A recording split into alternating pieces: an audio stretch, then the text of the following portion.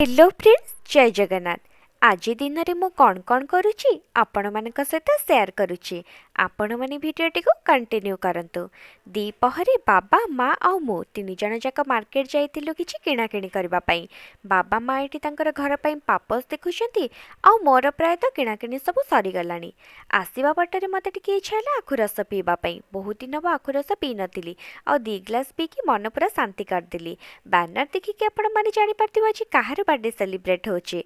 4टा बेले सब छात उपर को पळै आसलु डेकोरेशन करबा पई।